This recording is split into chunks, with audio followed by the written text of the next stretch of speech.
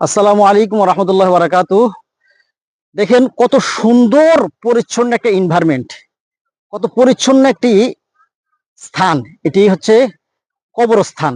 এই কবরস্থান হচ্ছে, আমি যদি আপনাদেরকে জিজ্ঞাসা করি যে আপনার নিশ্চিত ভবিষ্যৎ কি, এক একজন আমরা এক একটা বলবো, কিন্তু মূল নিশ্চিত ভবিষ্যৎ হচ্ছে আমাদের এই কবরস্থানের মতো আমাদেরকে একদিন কবরে যেতে হবে।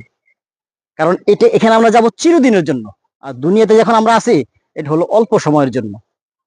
তো হাদিসের মাঝে এসেছে, আল্লাহ নবীকে জিজ্ঞেস করেছিল যে বুদ্ধিমান কে, জ্ঞানী কে। আল্লাহ নবী এক কথা বলেছিল যে দৈনিক 20 বার যে ব্যক্তি মৃত্যুর কথা স্মরণ করবে সেই হচ্ছে প্রকৃত জ্ঞানী, সে হচ্ছে প্রকৃত বুদ্ধিমান। তো আমাদেরকে এখান থেকে একটা বিষয় শিখতে হবে বা বুঝে নিতে হবে, এই পৃথিবীতে আমরা বাঁচার জন্য যতটুকু আমাদের প্রয়োজন তার চেয়ে বেশি আমরা কামনা বাসনা করা।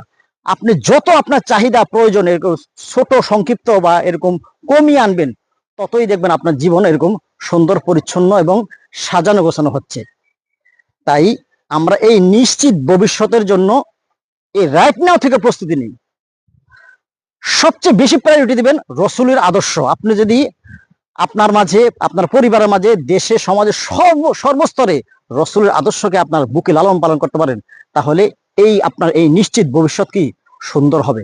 আল্লাহ আমাদের সবাইকে, আল্লাহ আমাদের প্রত্যেক মুসলমানকে আল্লাহর নবীর রওজা, আল্লাহর ঘর জিয়ারত করে এরকম রসুলের ভালোবাসা আমাদের অন্তরে লালন পালন করে এই নিশ্চিত ভবিষ্যতের জন্য আমাদেরকে এখন থেকে প্রস্তুতি নেওয়ার তৌফিক দান করুন। আসসালামু আলাইকুম রহমতুল্লাহ বারাকাতুহু।